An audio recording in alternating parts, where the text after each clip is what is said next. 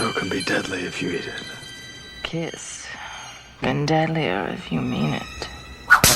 What's going on out there? It's PJ's movie time, and happy freaking holidays, everybody. Merry Christmas, Merry Kwanzaa, Happy Hanukkah, have a wondrous Yule. If you don't celebrate any holidays at all and just enjoy winter, I mean, enjoy it, you know? As a human being to another, enjoy it. Or am I a human being? Last time I checked, I think I was. And of course, I'm always repping Jack Skellington or anything Tim Burton related, of course, because I'm kind of a mark for Tim Burton stuff. Not everything he makes is gold, but I like the majority of what he makes, right? And I figure here it's the Christmas time here at the PJ Bozak's wonderful movie time of magical dog shit and all that. But here we're going to do another Tim Burton movie. We're going to start really good. And this is also a Christmas Tim Burton movie. And a lot of people fight, oh, that's not really a Christmas movie. Yes, it is. It takes place on Christmas, around Christmas. There's many representations of Christmas during it. And it involves a lot of stuff like love, too. And we're going to do Batman freaking Returns. That's right, from 1992. You don't know who the hell Batman is. Well, you know, he's one of the oldest characters in comic book history from Detective Comics. He's a detective crime fighter. You know, he's a rich kid who saw his parents get murdered in front of him in an alleyway. He made himself a great martial artist, a freaking chemist, an engineer. He knows almost every combative skill there is.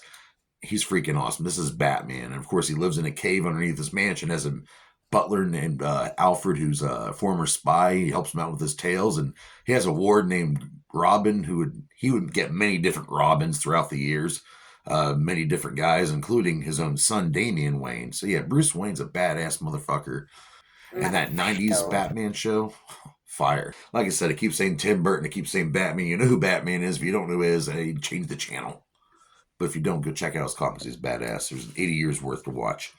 So 1992, Warner Brothers, from the success of the original 1989 Batman movie, which Tim Burton also directed, they made a shitload of money.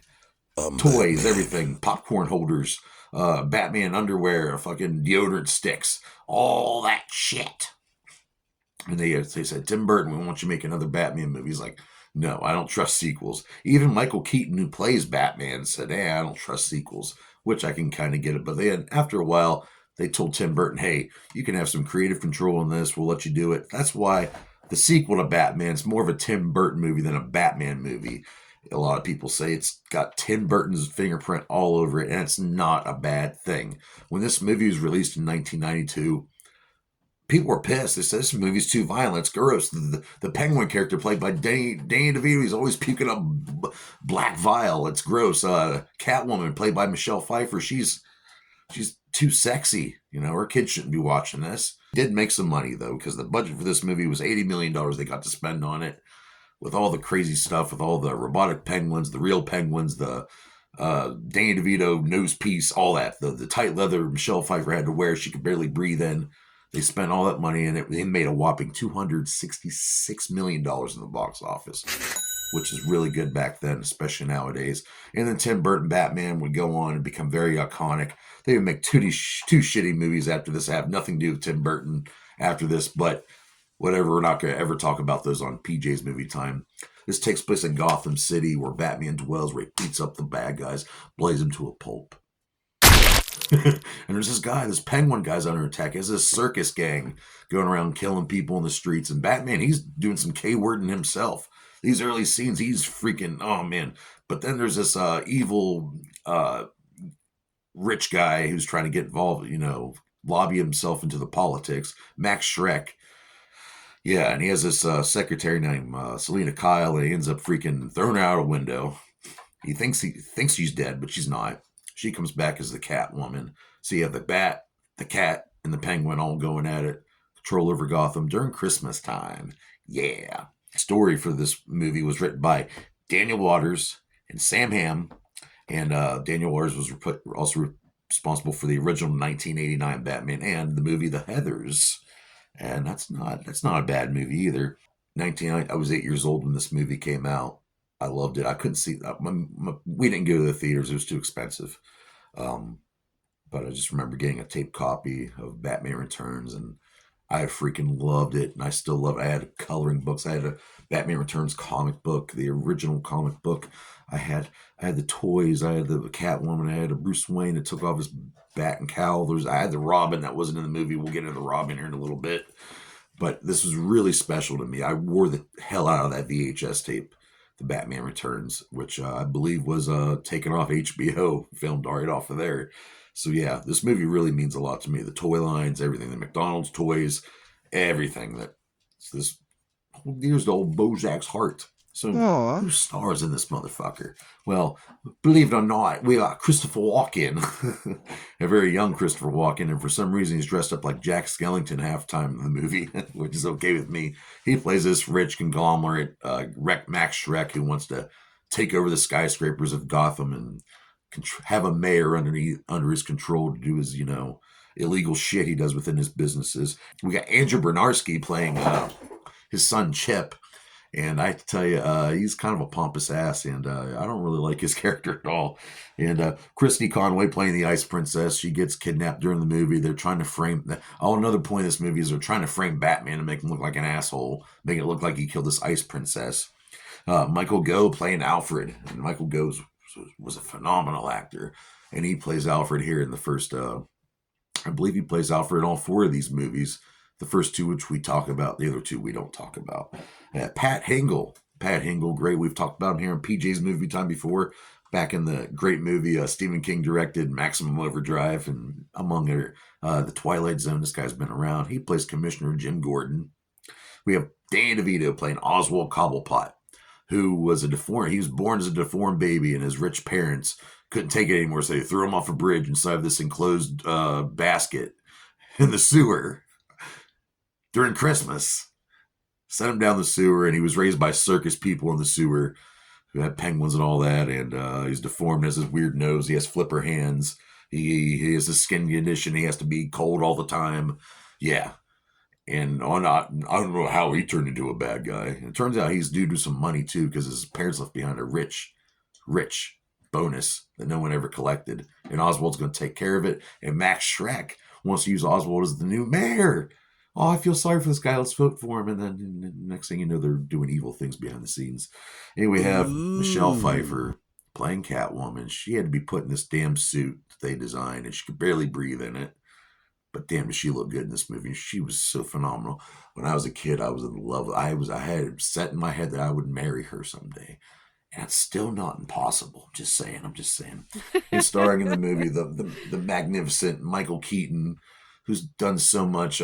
Johnny Dangerously. I mean, that movie, The Birdman, I liked it. I know people didn't. Everything I've seen Michael Keaton do, he played a good Vulture, too, in Spider-Man.